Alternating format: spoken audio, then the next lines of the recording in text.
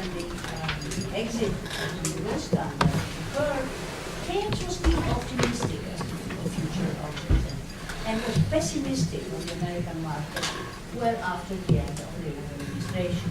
Okay? So by that time, 1931, he was still mildly optimistic that the recovery might be going on in Great Britain, but not in the United States. Okay?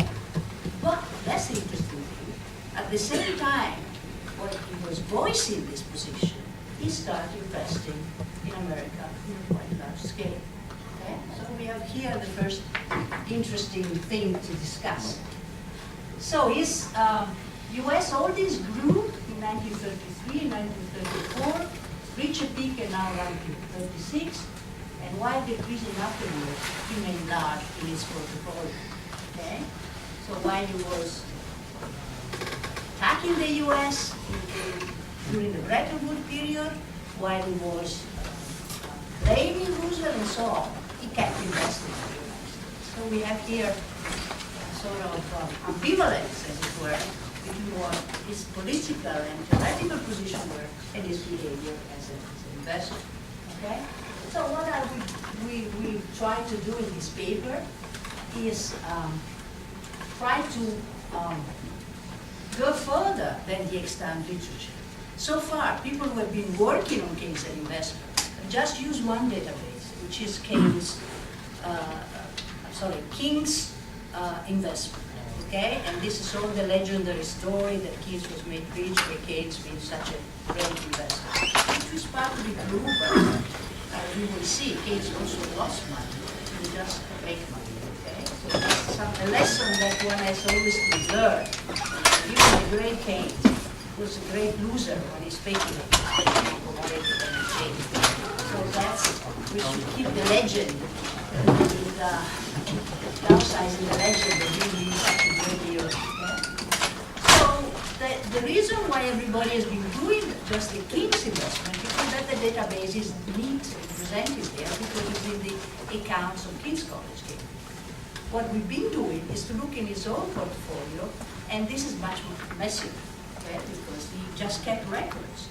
Keynes, as you might know, was an obsessed with lists, which is a blessing for people working in the archive.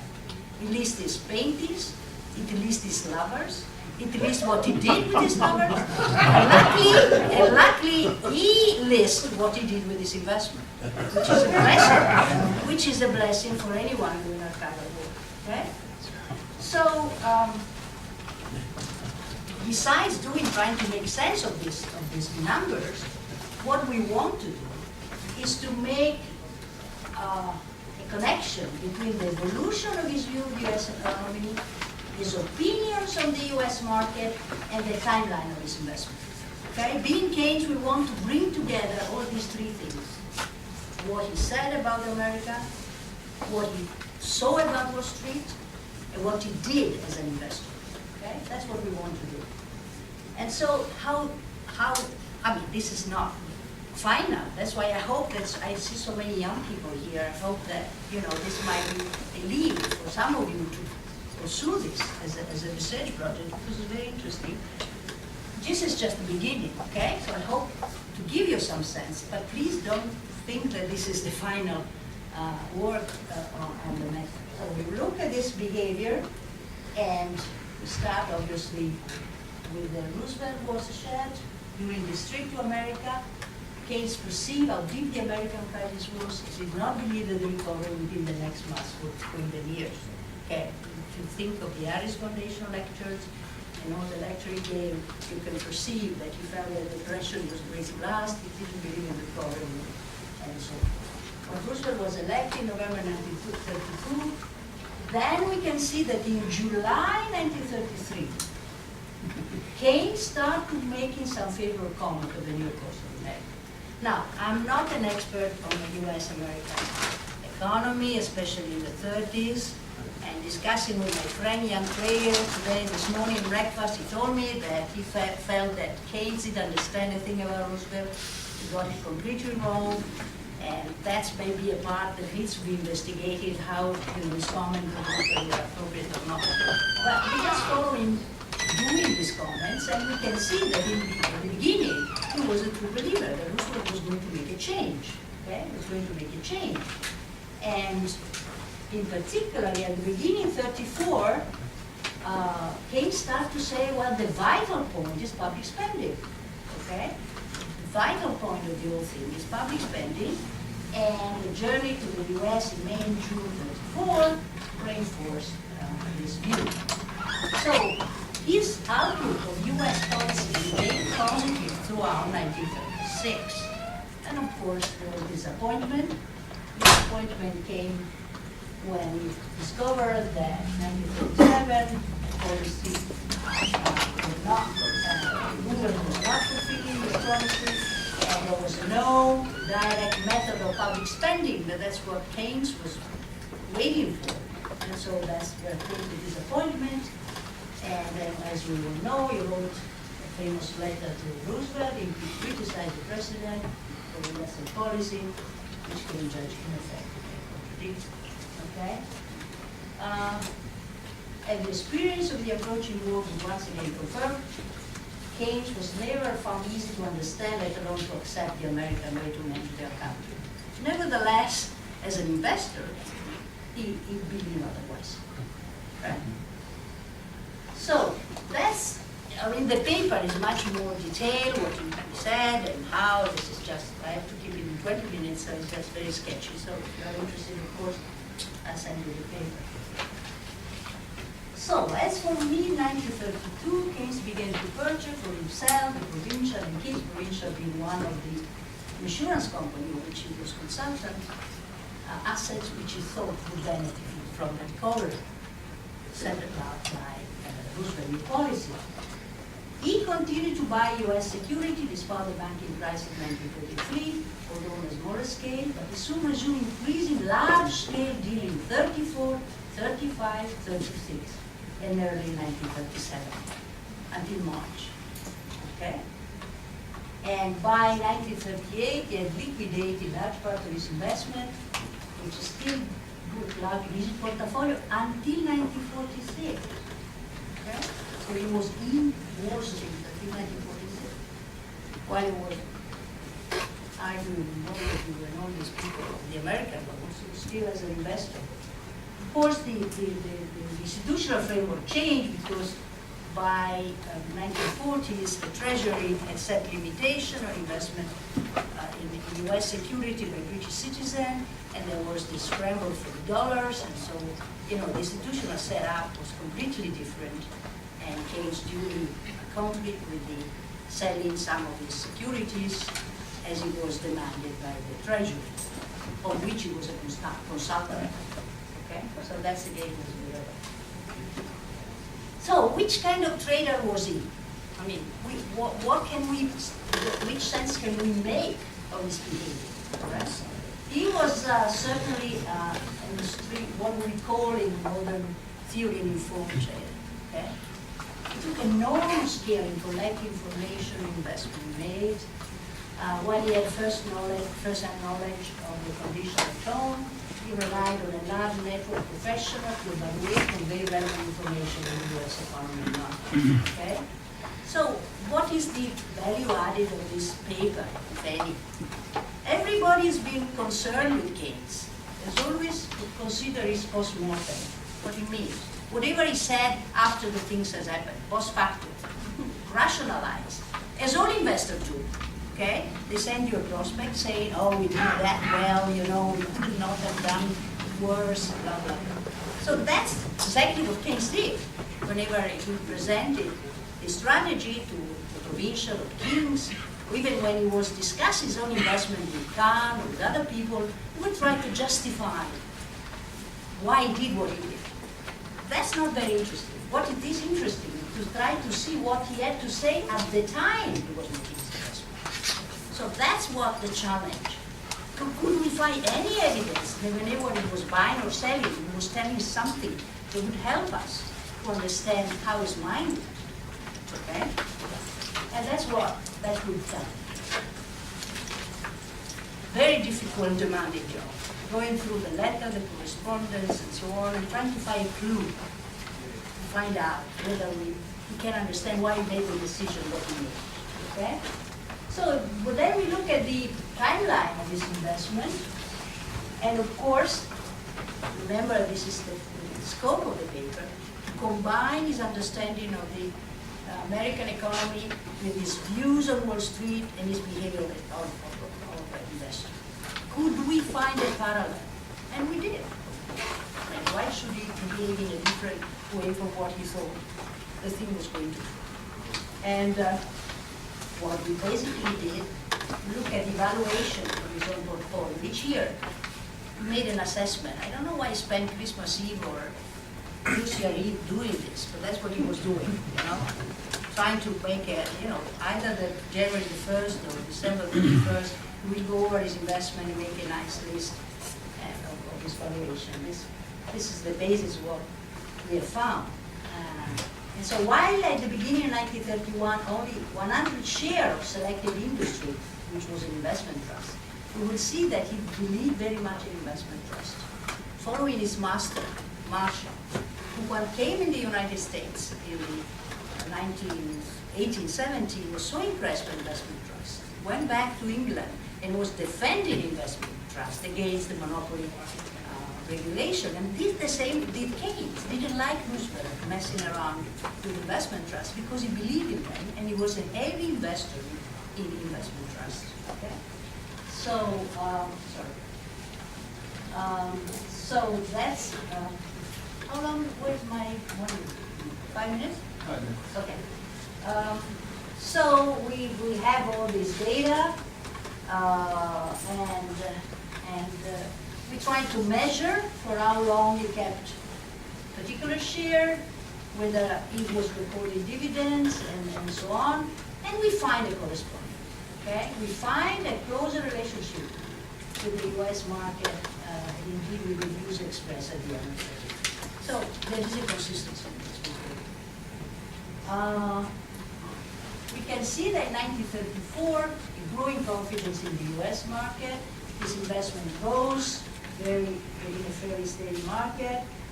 The number of companies in which he invested grew from 4 to 37, especially preferred stocks and public utility investment trust. So these are the two things in which he mainly invested in. And look at the numbers. I mean, 1936, 1.5 million. Okay, it's not bad money in 1936. Then came the crisis. Okay, disappointment of Roosevelt policy, recession, as we all know, recession, falling market, but Keynes' illness. Remember, Keynes got a serious heart attack in May 1937. He was rushed to Ruthin Castle in Wales, where he remained for long, and even if on doctor orders, it was forbidden to do anything, he would still snatch a few notes to Kyenes, which we found, please buy this, please sell that. So he couldn't stop doing it. It was really something that was in his blood. Okay?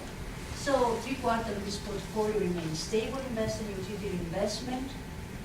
And while the crisis of many days are out, but in terms of dividends, his wait and see strategy paid off.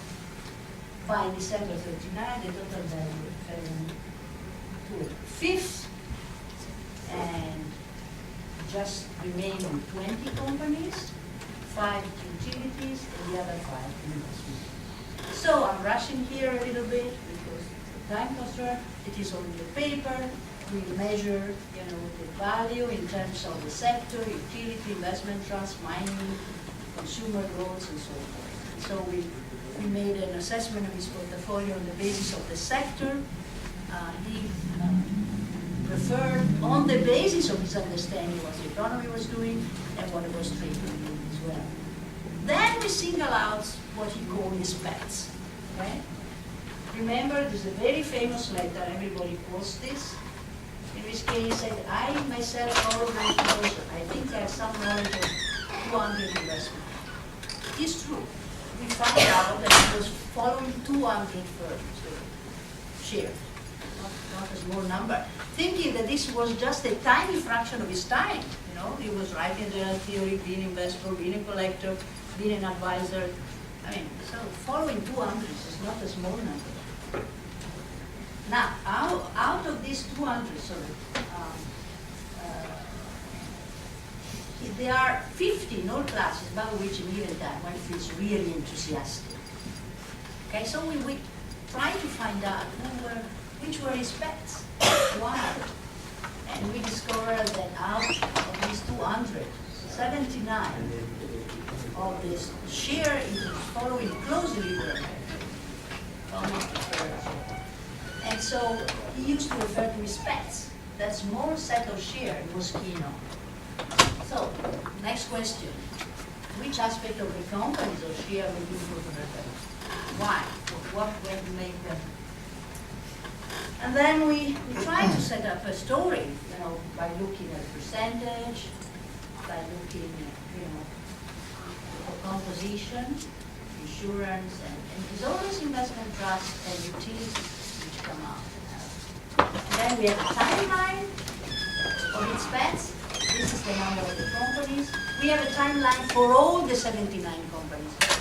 It is in the paper, but for the sake of time, this is just the timeline of those which I call the pets. Okay. So, conclusion. This is very preliminary. We have not addressed the issue of Kyenes short-term and long-term trading strategy and portfolio performance, because this needs to be done when all this raw material has been put together. So this is preliminary to anyone who wants to go into this.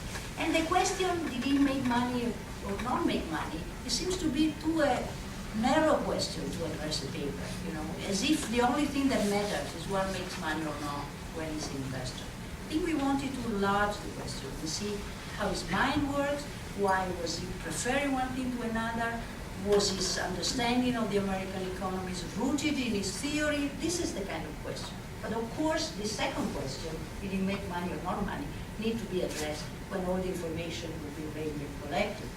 We have shown that there is a striking parallel between the development of his opinion of the American economy, his view on Wall Street, and a composition issue. It's very consistent in time and in scope. Chapter 12 of the general theory was written, 34, the first draft, 34, at the time in which getting acquainted with Wall Street. If you go back, as I did, we find a lot of examples from Wall Street. That's where he got acquainted with it. Exactly when he started investing seriously in Wall Street, 39. So we have singled out a subset of past share or special feature we identified in the solidity of the ownership, confidence in the management, and the size and frequencies of trading. You can say more if you want, but that's we have trying to characterize. But perhaps what made him such a persistent, determined investor was something else. Okay? And it's another aspect of life which is, I think, has certain relevance. And there's something, a sentence we found in a letter to Kyenes. And when pondering on what was the best next move, shall I buy, shall I sell, what shall I do? He said, well, he listed the possibility. I sell with the understanding of buying later on, or I wait and so on. In the end, he said, what really appeals to me, enjoying the pleasure of a sensation. And this is all.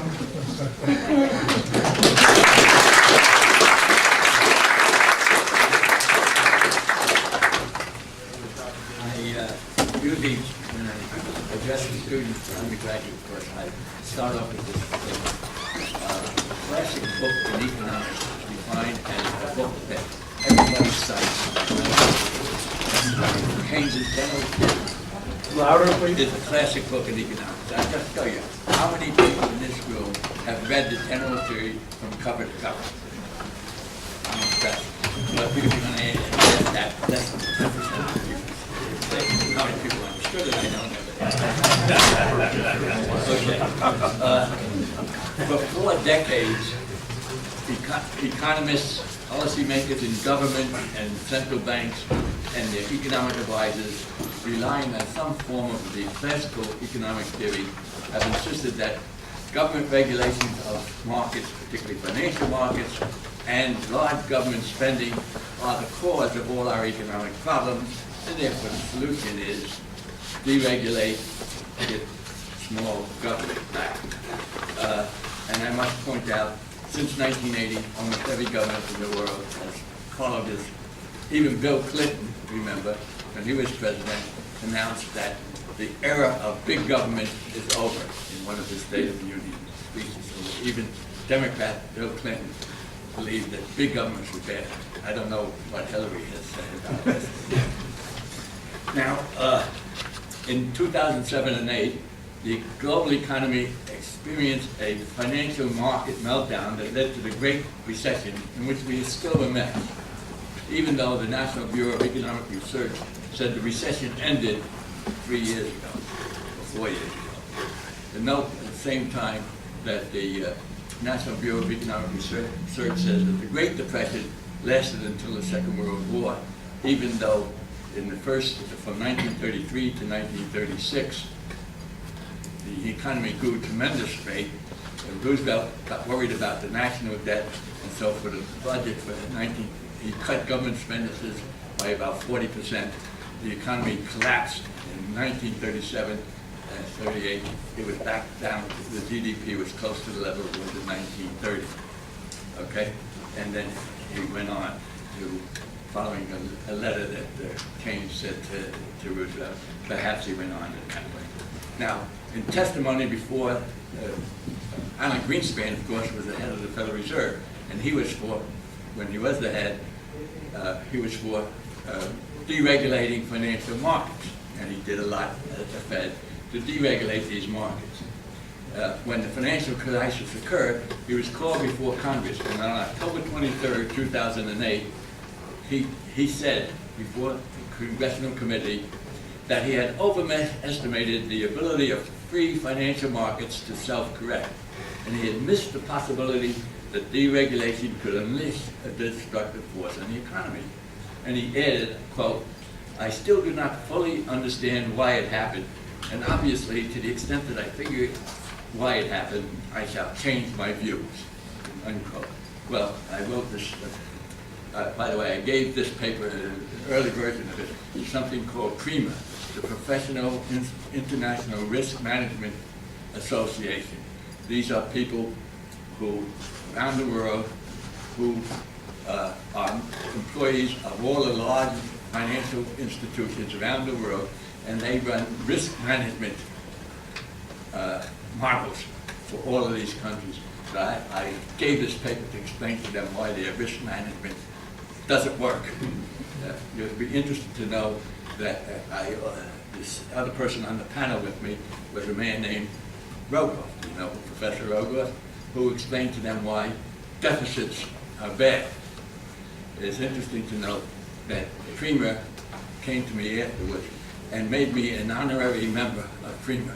And I am still a member of PRIMA and get all of their emails and what have you, and they asked me if I wanted. And I gave this talk in 2011 to the PRIMA people, so now you see what I said, and you wonder why they ever, even though I was afraid they were going to throw tomatoes at me. Okay.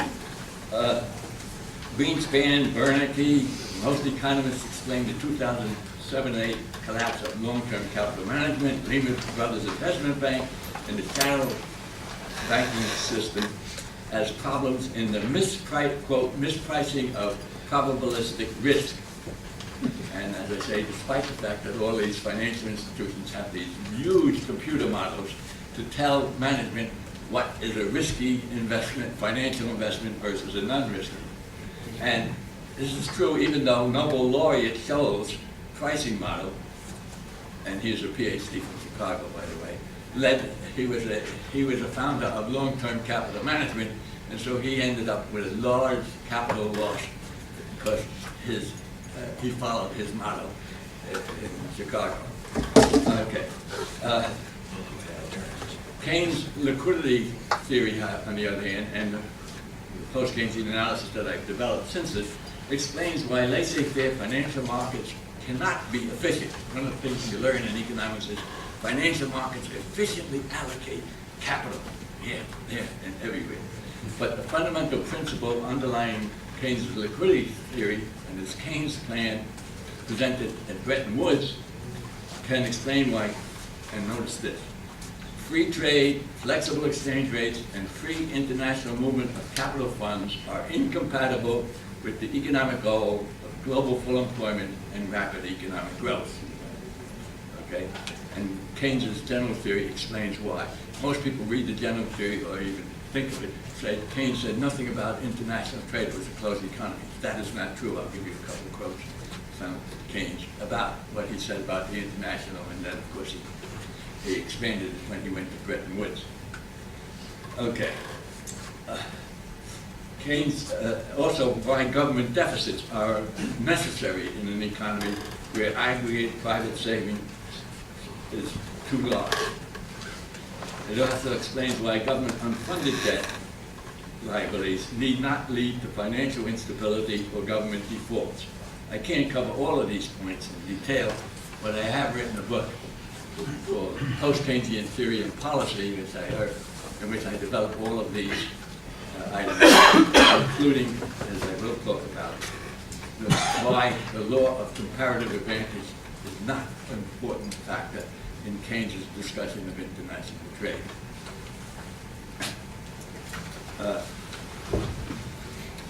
In the period, certainly the last 20 or 30 years, we find with free financial and international markets, certain things have occurred which cannot occur under classical theory. For example, the United States has run a persistent trade deficit since the 1970s, almost 50 years. Is that possible? Well, you might say, well, in the long run, it'll be all right. But remember what Keynes said about the long run. Second, countries that run export-led growth policies to obtain persistent favorable trade balances were called economic miracles. China, first Japan in the right after the Second World War, China, and even in the 1990s, China, and even a united Germany once Germany was an economic miracle. Okay, why? Because they run persistent trade surpluses. And what do they do with this trade surplus? They take it and buy liquid foreign assets called foreign exchange, right? Reserves, foreign reserves.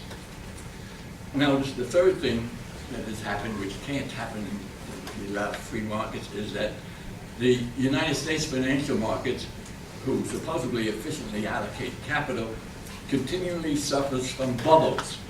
The dot-com bubble in the 1990s, the real estate bubble in the 2000s, and the subprime financial bubble, which created the global financial crisis. Okay? And finally, outsourcing and offshoring created unemployment among many blue-collar workers. And the question that you should ask yourself, by the way, it lowered the real wage, or at least prevented the real wage from rising with productivity of most of these workers. And the question is, why didn't they, law of comparative advantage says the workers should gain from trade. Everybody gains from trade, right? How come? Well, when I asked that of a classical colleagues of mine, they say, well, the problem is you have to, the ones who gain from trade somehow have to share the gain. There are some losers that you have to somehow share the gains from trade with. But how come we don't share the gains from trade? How come Apple doesn't share all these gains from trade? I'll leave it to the lobbyists to tell you about. Okay. Keynes noted that economists who believe in this classical theory, law of comparative advantage was one of the picked on as well, by the way, is that they offer, quote, they offer us the supreme intellectual achievement of adopting a hypothetical world remote from experience as though it was the world of experience and then live in it consistently. And that's Lucas, Milton Friedman, and even Claude Samuelson. Okay. Now, time is a device which prevents everything from happening at once. If you make an investment decision today, the payout is going to be tomorrow, or next week, next month, years. If you're going to make an efficient decision, you have to know the future payout. Now, how do you know the future? How can you know the future? Well, people like Ricardo had what modern economists call the ordering axiom. That is, if you know the ordering axiom, it really says, when you make a decision, you know all possible alternative outcomes, and you know which one is the best. So you know the future by assumption. Nowadays, it's more that you make a probabilistic estimate of the future. Okay. Now, that leads, and by the way, Keynes said the trouble with classical economists is that they had certain postulates which they added on, which they have on, which leads to them into fables and fictitious. And they identified three postulates. The first one about knowing the future, I call the ergodic axiom. What is involved here is, if you use probability analysis, can you tell the future? Now, I was a biochemist, and we used to do an experiment, we call it in vitro, in the laboratory, and then we would say, this is what's going to happen in vivo, and somehow it usually happened, okay? And even though the time was in vivo was in the future. Now, how do you know what's going to, instant riches awaits any one of you who knows what the price of financial market is going to be in the future, whether it's up or down, right? You could be a bull or a bear. If you know what's going to happen, you're in good luck, okay? So how do you know the future? Well, the answer is, you've done a risk management. What do you mean? You take the past facts, do probability distribution on them, and then assume that the probability distribution which you gain from the past represents the future. Now, statisticians will tell you, if you want to say anything about the characteristic of a universe, you should draw a sample from the universe. Well, therefore, you should draw a sample from the universe of future markets. Unfortunately, you cannot do that. So what you do is you introduce what is called the ergodic axiom in stochastic theory, which says that the probability distribution that governed the past will be the same probability distribution that governs the future. So a necessary but not a sufficient condition is that probability distributions remain unchanged over time. Keynes, by the way, in complaining about Mr. Tinbergen's method, econometrics, said the problem with econometrics is the data, economic data, are not homogeneous over time. In other words, probabilities change over time, therefore, you can't predict the future. Okay? And you should realize that. After all, we talk about financial markets, there are bulls and there are bears. They both have an expectation about the future. But what is true? They're opposite expectations. Well, why can't they calculate the future? Okay. So, and I get along with these markets. So the first thing that Keynes argued, a theory, by the way, according to Keynes, is a general theory, is one that has fewer postulates, fewer restrictive axioms than a regular theory. Keynes argued that the problem with the classical theory, it was a special case of his general theory because classicists added certain axioms or postulates onto a general theory to make it appropriate for certain worlds, the hypothetical world that they like to live in. And one of them was that they know that the decision makers know the future. How do they know it? Well, either by ordering axiom or by the ergodic axiom. He said there were other axioms, however, which the classical theory held. And by the way, in the German language edition to the general theory, Keynes specifically said, I call my theory a general theory because it has fewer restrictive axioms than classical theory. So he actually endorsed it. I should say, for example, humans have always wanted to know what the future is going to be. We observe things happening and we say, why does it happen? Well, for hundreds of years, humans said, well, it was the design of the gods. right? Romans God, or Christian God, or whoever. And the question I ask you, do you believe that financial markets, prices of financial markets are designed by the gods or by an ergodic stochastic system? Okay. If not, then you can't have it. So the general theory gets rid of this ergodic axiom and says that there's no way you know the future, and therefore you cannot have efficient decision making.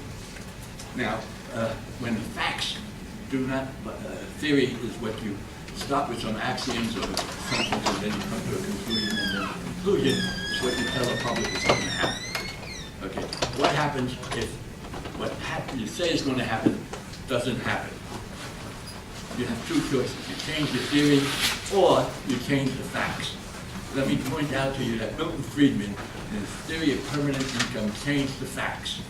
What he said is, I'm going to define savings different than all of everybody else does. Savings occurs when you buy a newly produced durable good, like an automobile, a yacht, mink coat, whatever you want, and you're going to get utility out of it. You consume a certain amount of the utility in this accounting period, but you carry the durable good into the future, and you're saving the utility, the future utility, in this durable. And therefore, he actually says this in the theory of permanent income. Therefore, savings creates as much job as consumption, and all these Keynesians just don't understand what they're talking about. Okay? So he just changes the facts by redefining what we mean by savings. Okay. Now, I should point out that Samuelson argued that you need the ergodic hypothesis. And later on in his life, he came along and said, I was a jackass. He actually uses the word jackass for even assuming the ergodic hypothesis. But, in writing his neoclassical synthesis Keynesianism, Coland and Landers asked him certain questions, okay? And one of the questions he said is, I found the general theory unpalatable. He couldn't read it, okay? That's what it was a classic for him. So he said, I just assumed that it was a slowly adjusting Walrasian system.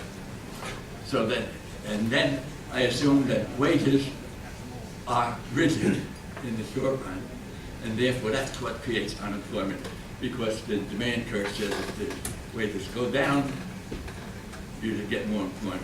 So the cause of unemployment for neoclassical synthesis Keynesians following Samuelson is rigid wages.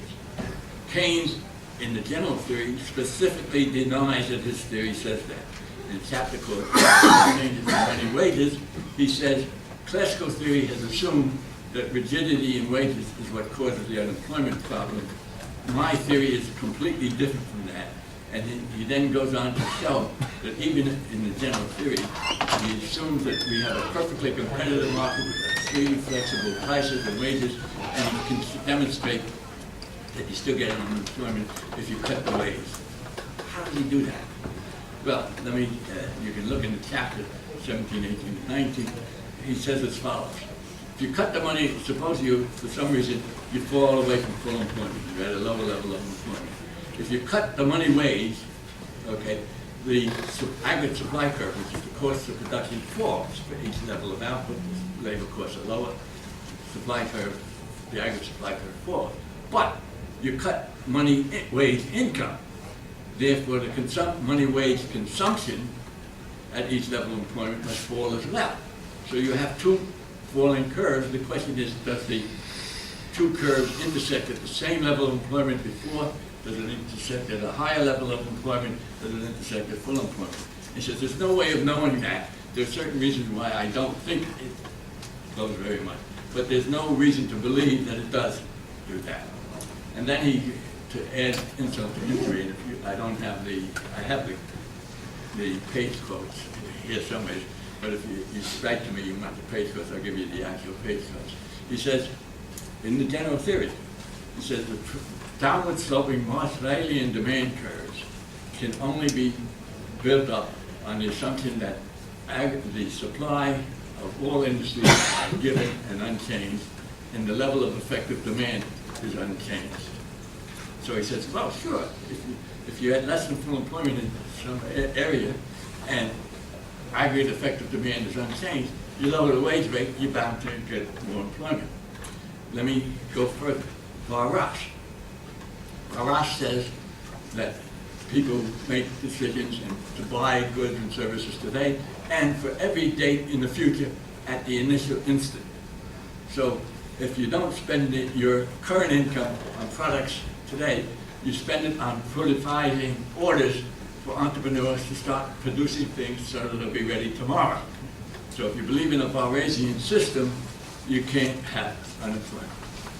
Okay, now, George Soros, by the way, in a letter written and published in The Economist, says economists claim that Soros didn't know any economics because of his theory of reflexivity.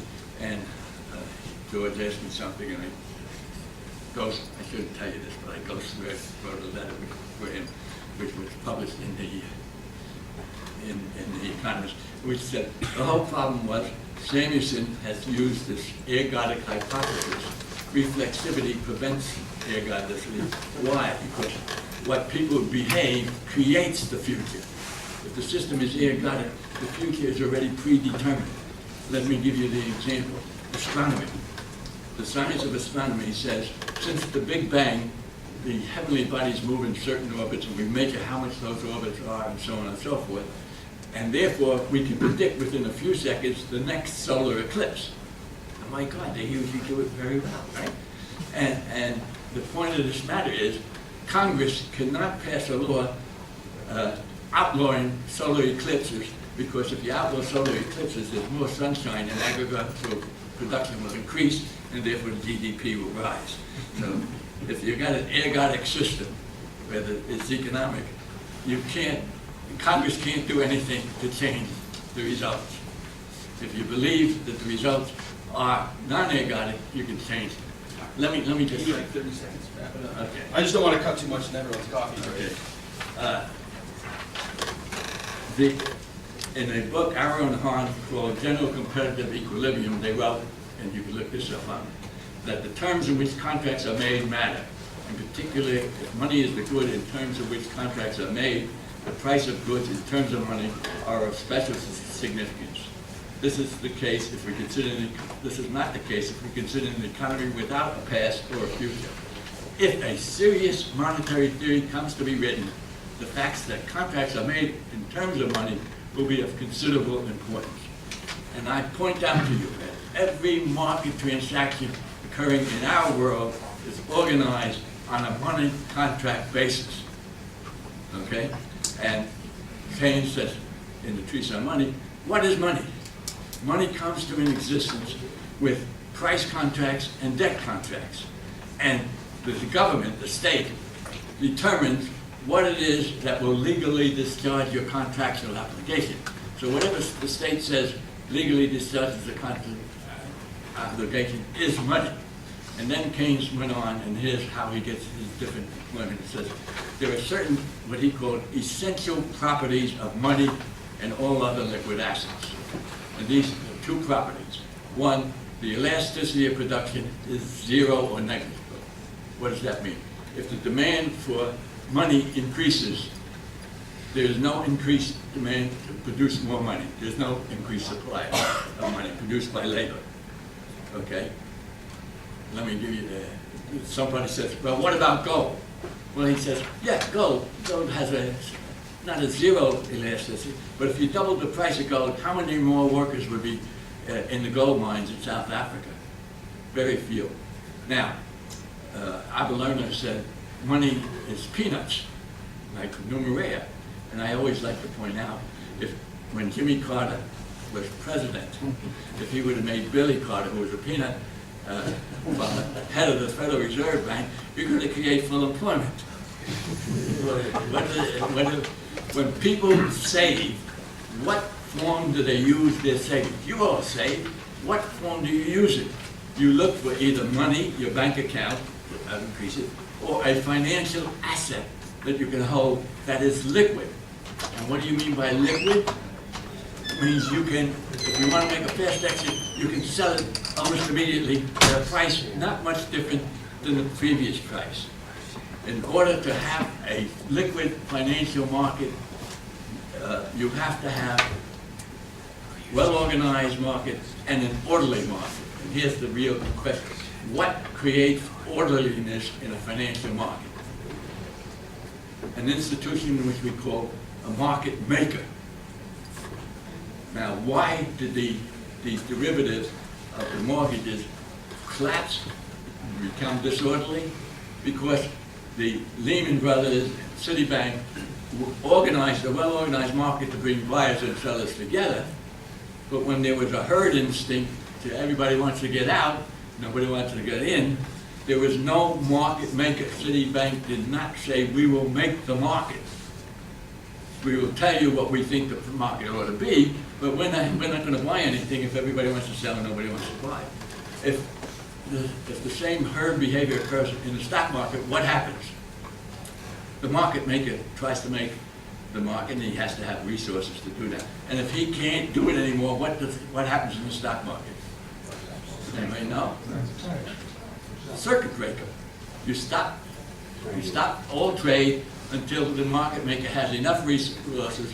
And where does he get these extra resources? Ultimately, from the central bank. I have to be the circuit breaker now just to make sure.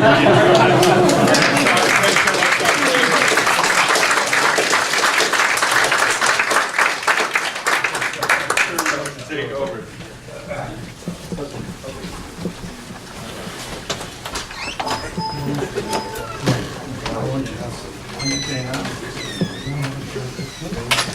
Well, thank you for having me here. Thank you. Which one? This right here. Was first presented in, as a result of two papers I presented in Greece last year. I've amended the PowerPoint, so I haven't amended the paper.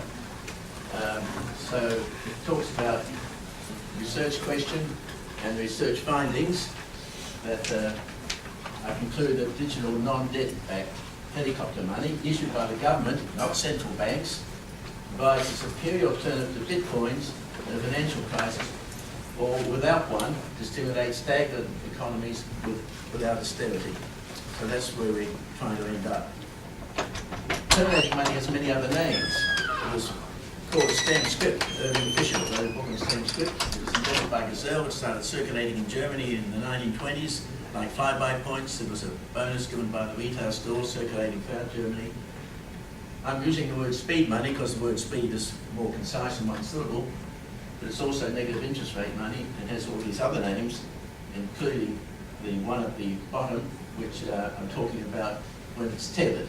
And the second half of the presentation I'm going to race through is because it doesn't directly refer to the research question, and these PowerPoints will be put on the DK website, on the overhead, so you can look at them. And all this is just a tease that'll tell you what if you've got any questions, you can go and look at and analyse later. Now, why should money carry a cost? It avoids money becoming an asset class, competing with real goods and other assets. That's the reason why Gazelle invented negative interest rate money. As Eve Serve called it neutral money, so it was neutral between investing in money and investing in commodities. The cost can be considered as a service fee for the convenience of obtaining an acceptable medium of exchange. It no longer becomes a store of value. A store of value. The fee allows the public good provided by money to be paid by its users. It substantially reduces the cost of the financial system that becomes more resilient and self-regulating. And now there are assertions which I'll try and provide other people that provide evidence of those claims. What is speed money? In the Great Depression, it was privately issued by a bankrupt coal mine, by the town of Vogel, and the common way it worked was they issued the script which became worthless every week unless you had a 2% stamp put on the back of the note. and the mayor Vogel took half his wage in it. And when you've sold, the notes circulated for a year, and you've sold 52 stamps at 2%, your income, the issuer, has made 104 cents for every dollar it issued. So even if they gave the money away, they'd make a 4% profit. And that boggles a lot of people's minds. You make a 4% profit by giving money away. But they didn't give it away. They use it to build infrastructure, roads, water, a ski jump in Virgil. Can speed money be less costly? Well, if you're paying 2% a week, a merchant loves it. If merchants have credit cards, they take 2% on every transaction. You might have 10 or 20 transactions in a week. That's 20%. So they prefer cost-carrying money or depreciating money, speed money, because it's only 2% a week.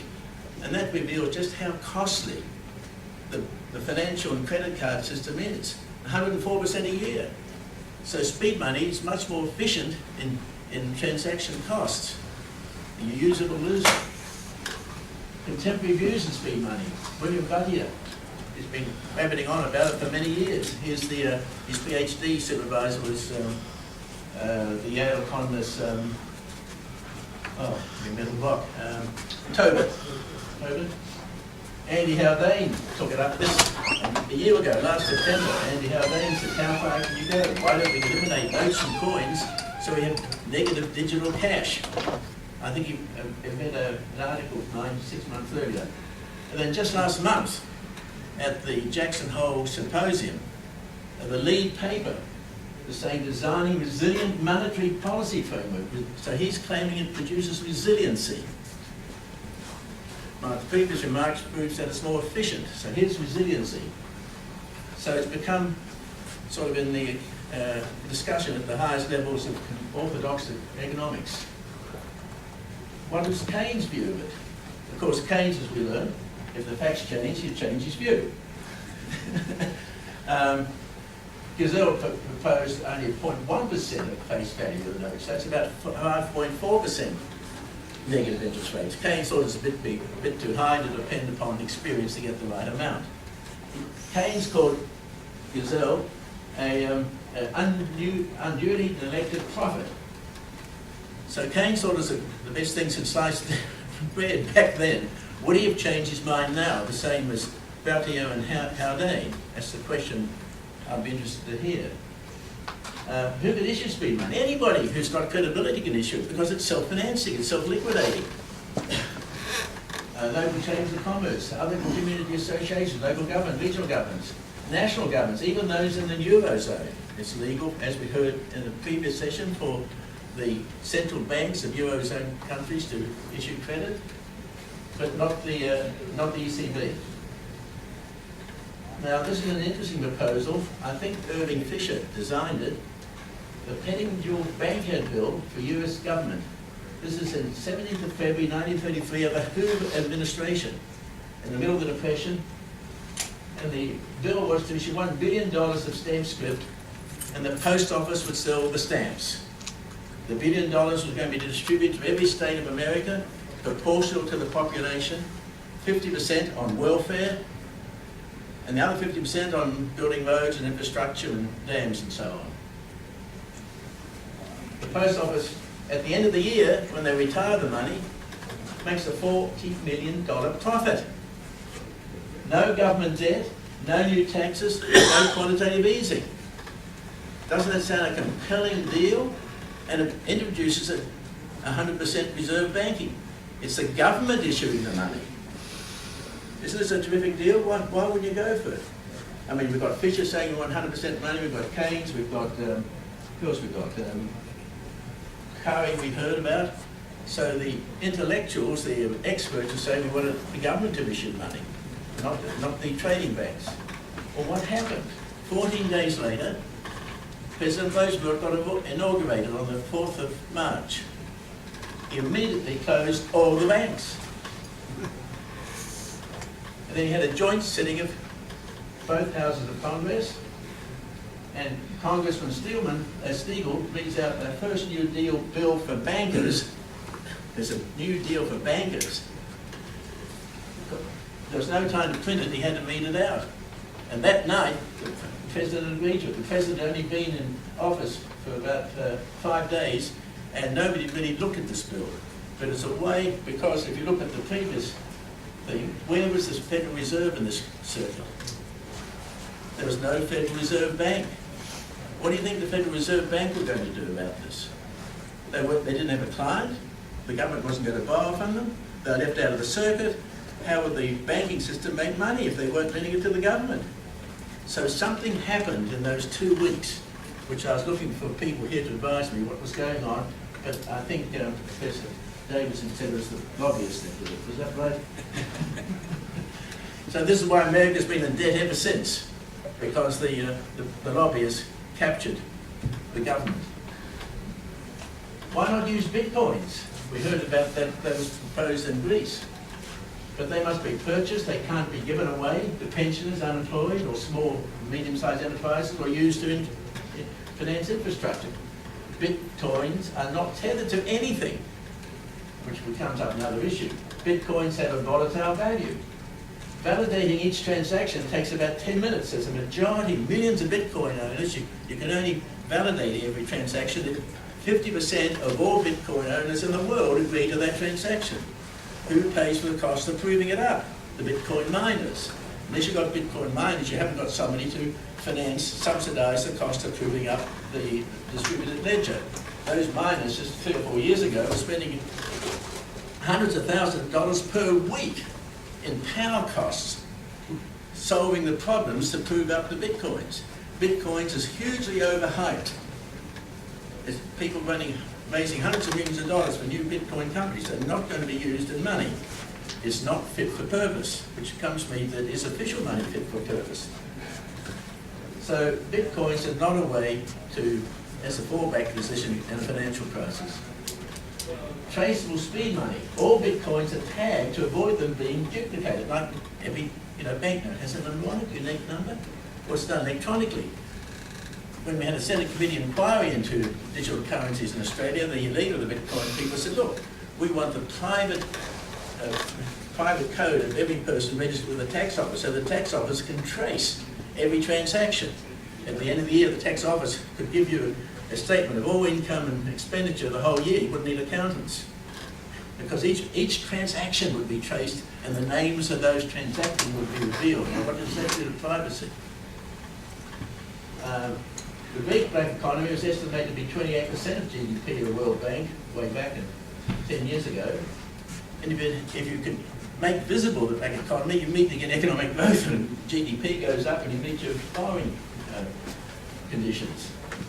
If you're going to give tag money away, the Australian government changed their Welfare Act last November to allow it to issue digital debit card money to Australian Aborigines so they can see that it can't be used for gambling or for liquor. So you can specify what you use the money for. The communities asked for it. They're trying to control their own community. It wasn't imposed upon them. Whoops. So you've got with digital money, you've got the possibility of tracing.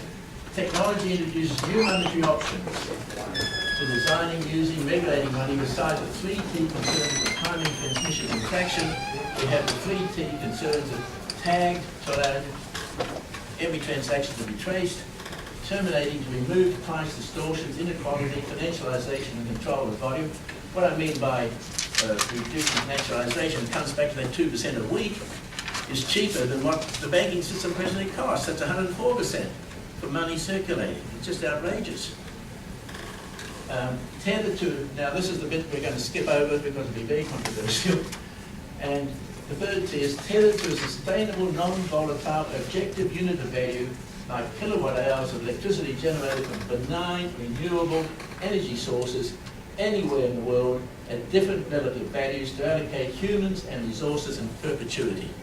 So this is a vision of decentralized banking, which is made where the environment is looked after by economic values being determined by essential service of nature.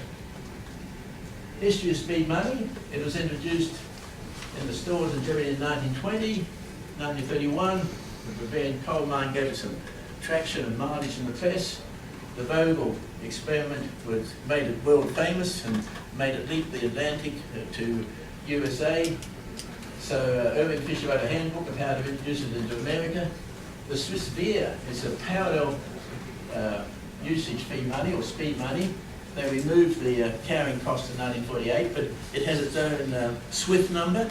So this is a privately issued currency in Switzerland, a trade currency, and it's a parallel currency to the Swiss beer. It's not convertible into the beer, but it's tethered to it, just like the Swiss money is tethered to the euro. Negative interest rate money is now circulating again in Germany since 2003. It has a 2% cost per quarter in southern Germany. And they've now got a number of privately issued negative interest rates money in euros circulating in Germany, and they have an association of negative interest rate or speed money. They inspired us to create this estate of money working group in England in case there's another crash. We have the British Chamber of Commerce as members. We have the UK Cooperative, the UK Commerce Society, Chamber of Commerce employs about 2 million workers, and the British co-op movement has about 30 million members. So that's about 15 million voters of UK. And the chief executive of the British Chamber of Commerce said, Chair, what you're proposing is probably illegal in this country. And if the government doesn't issue this sort of money, and we did, they'll change the law. So looking for a fallback position if there's a crash. What is Plan B? So we're putting this up as Plan B in case there's the doom loop takes hold and there's another major crash. Macro stability from parallel money. Decided that Stoddard analysed both the US and in Switzerland, and his data was based on the International Cyclical Trade Association, founded in the 70s in the Swiss sphere, and he found that they helped stabilise the volatility of official currencies. Now this is the big question. I'm looking for answers from you guys as specialists.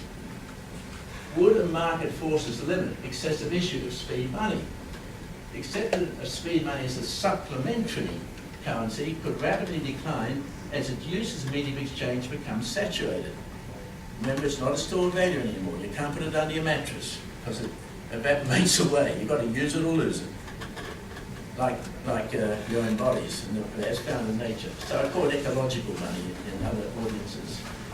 Excessive use of speed money can result in it being discounted to inhibit its excessive issue. So a private issue of a supplementary speed money would obtain an incentive to reduce the negative interest rate. Vogel had a conversion fee that was little used. It was backed by Austrian shillings in the trust account, but they hardly ever used it. 2%, of course, is a very excessive negative interest rate. And as Keynes said, about 5% would be about the right go. So I'm assuming that if we issued too much, and this is what I'd like advice on, that it would be self-limiting, self-regulating, so you could allow the government to issue it, and they couldn't get out of control because the market was then disciplined. The government issued supplementary speed money could also have the option of imposing a tax on deposits of competing slows. Parallel Greeks, private sector could unilaterally introduce speed money in some jurisdictions, as it has in Europe, or national governments. I mean, I think in the Greek crisis they didn't issue it because I believe they had advice that it would take a year to print up the notes. Well, nowadays you've got debit cards and transport cards that you could use instantly. If adopted internationally, then the proposal, as soon as you've got digital, you've eliminated notes and coins, or we've got digital government-issued debit cards, you can then load them up through the internet. You've again bypassed the banking system. You don't need the banking system. It's much cheaper, effective, and more direct. And this is the radical changes that we're likely to see, because Russia and the People's Republic of China have said they want to eliminate all notes and coins to avoid fraud and malfeasance. Buchanan, a dictatorship, and then you can trace all the transactions. It mightn't go so well in democracies, but I think the future is digital. We'll have digital cash, and that is why the Jackson Hole Symposium is talking about having it, allowing to have digital cash in this country.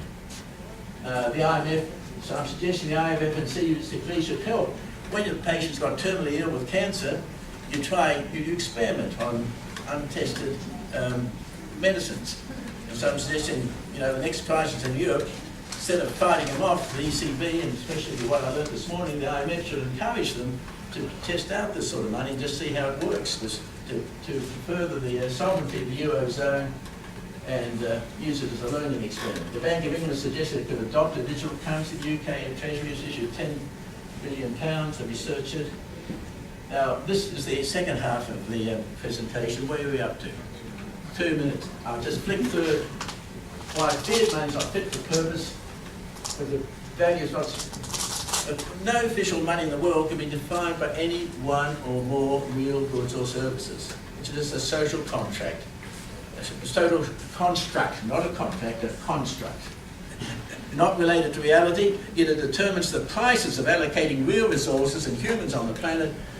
And why should this social construct, manipulated by central bankers, hedge funds, speculators, terms of trade, Brexits and other value things, really allocate real resources? It just doesn't make sense. Either you are religious or you're logical, whatever. And there's it takes biases of allocating real resources in a place like Australia where you've got a commodity-based exchange. We've got 70% of the foreign exchange is earned by 10% of the population. If that Western Australia had its own currency, it would be many times greater than the eastern states, where we've closed down all our manufacturing because our dollar's too high to make cars in Australia anymore. It's ridiculous. And so it creates misallocation of resources greater than any taxes or tariffs. No, we have a national currency, we can't control its value. It's not fit for purpose. There's problems with central banking. We've got Kyenes saying that of all the ways of organising banking, the worst one is happening today. He talks about the future. Still, he took back and said central banking was a largely experiment, didn't work. Central banking is about a specialised form of central planning. One size doesn't fit all. Monopoly money misallocates resources. That's the example I just spoke about. That's why that shows you the costs of renewable energy compared with burning carbon. That shows you there's a correlation between energy and standard of living and well-being. And I'm suggesting a sustainable unit of value. We have a global unit of account with a different value in each bioregion of the planet according to how the service of nature and servicing humanity is produced by renewable energy. And who should create money? And these are 25 reasons why existing official money doesn't compare with what I call sustainable energy dollars. There's 25 reasons which you can read on the webpage. Thank you.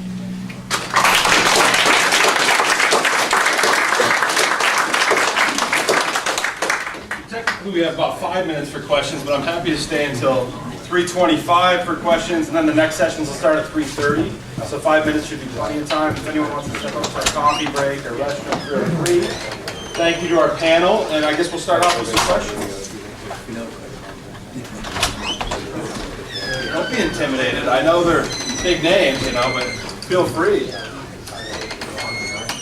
Now, let me say something. Bitcoin money. Now, if you follow Keynes, money essentially is social and with contracts.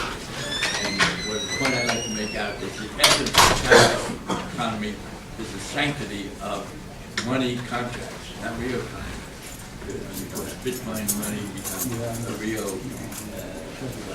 unit of energy or something like that. It's not real. I had a friend who was a stamp collector, and his little piece of paper kept telling me how the value of this stamp collection, which were all cancer stamps, you could not use it to mail any letters, but that they kept going up in value, and therefore he could sell it, or he could trade it for services. So he said, I said, well, how many German stamps of this would you give me for an hour's lecture? Now, if I'm willing to accept it, the government doesn't get involved. So there's an awful lot of contracts that, if you saw The Godfather, what's true, Godfather made contracts the government didn't enforce the contract, but the Godfather did. The question always becomes, when one party or the other of a contract reneges or is unable to, who's going to enforce the contract on the other side? On the Bitcoin side or whatever side. And therefore, you require, if you're going to call it money, okay, you're required to have a government enforcing the legal contractual arrangements, whatever government says is legal. And the government writes, Kyenes once said, the government not only writes the laws, but it enforces the laws. Therefore, the government writes the dictionary, money, and then enforces it. So can Bitcoin be? Oh, we can informally, I could say, I'll give you this piece of paper, or I'll send you a copy on the internet if you'll give me half of your sandwich or something. We can make any kind of decision we want. But if one of us reneges, the other person's out of luck, or else he has to go to the government. Okay? Let me put one further thing. Okay.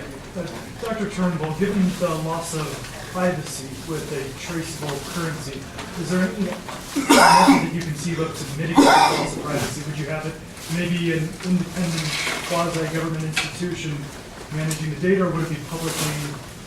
Well, in Australia, when you put in your tax returns, our tax department tells us all the interest we've earned during the year from registered financial institutions and all dividends we've had from public listed companies. So we have that exposure already. And it's the tax department has privacy issues, and they have to keep it private. So we have a mechanism already. And also our medical health is all centralised from Medicare we have in Australia. So there are mechanisms already, but have been very contentious, and the economics editor of the Financial Times, when Andy Haldane's talked about digital money, he said it would be atrocious having it, because you'd be able to the very privacy issue. He said we can't have it. And because of that, I invited him to come and discuss it publicly in Basel on June 30th this year. On the same token, do you see it as a deterrent to crime, having traceable currency, or do you think there's no way? They'd always find a box of tennis or something else that were near money substitutes, but it make it more difficult. And the euro, the $500 euro, is being declared because it facilitates poor consumption. There's even talk about €100 a dollar. I had to go with $100 dollar, the same You thing. take the $100 out, and the amount of somebody did a calculation, if you're going to bribe somebody, how many releases and that weight would be just a little bit, if it's only $20 with the largest bill. Yeah, I guess my question is for Professor. Is there any reason why Kyenes didn't write down the dividend? And then that's one of the questions. Like you expressed, like when you were looking at his ledgers, like he never didn't think about the dividend. That, well, I want to know why. And then the second question I have is, why do you think he was so obsessed with investment trust? Was it because it created like kind of like a safe vehicle for investment, or was he on the board of some of these investment trusts? Or, I mean, I guess I'm super interested in creating an investment trust right now, so it's kind of cool that I see that Kyenes moved to it, and I'm just interested to know a little bit more about why he was like in favor of it. Well, first question, of course, we were trying to find out whether there was a correlation between the kind of share he was buying and the fact they were dividend yielding. Okay? So since he was checking his portfolio every year, of course we have the list of the shares that he was dividends, and we wanted to find out whether there was a correlation. Whether he was investing because he was looking for capital appreciation, or both.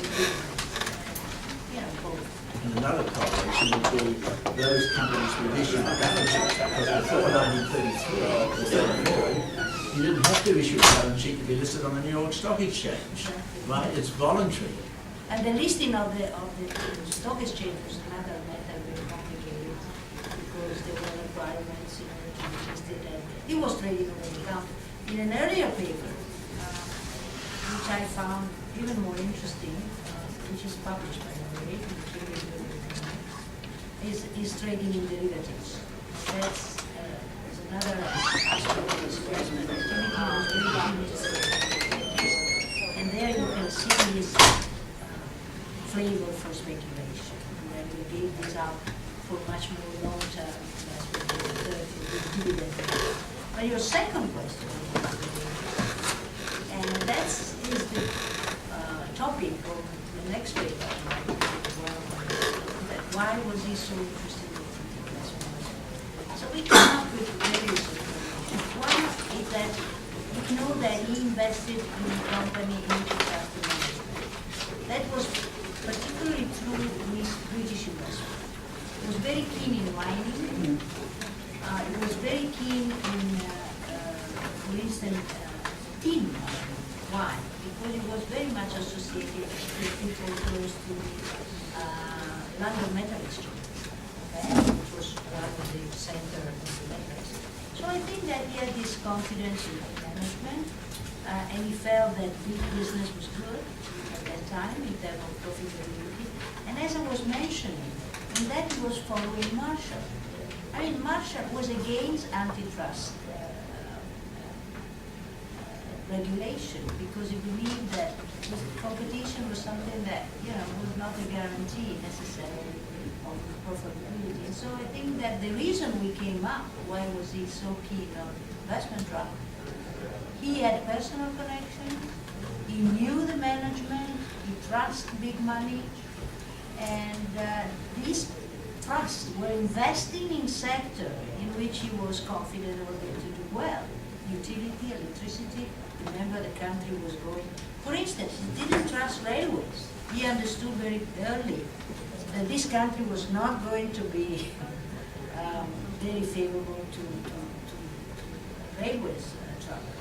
So, I mean, he was following in a way where this big money went, as an indication that might be a good one. But I don't have the full answer yet. Let me introduce something. We have in the United States people in CEOs and so on who are earning fantastic income. But if you look at it, a very small portion of that income is wages and salaries.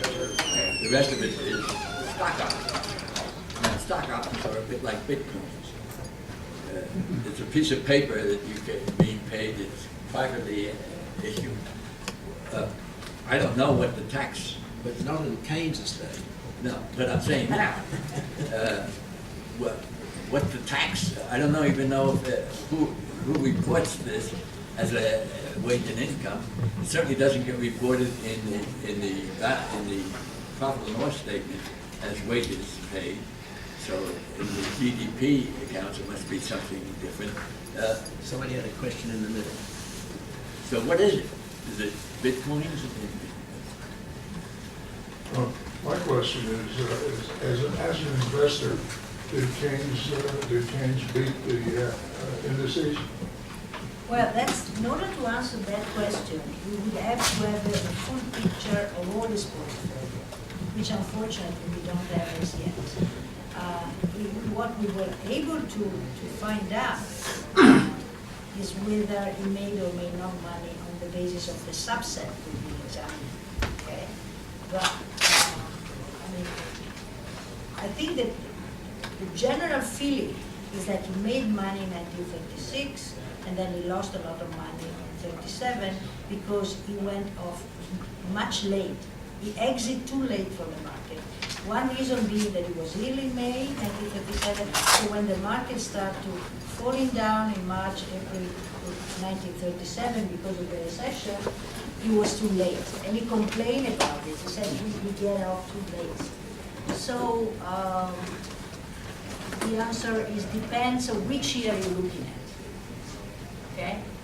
But the message is that Keynes was not such a stellar,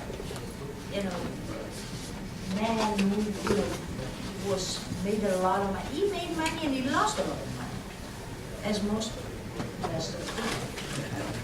So the interesting thing is because it's Keynes, they are so keen in understanding what he's doing. But not because he was such a stellar. This business, that you find in the blogs, the Keynes like Buffett, like Soros, or Soros and Buffett are like Keynes, because this is just based on nothing. I mean, in order to come up with that kind of conclusion, you have to know exactly what his portfolio was like, and we have just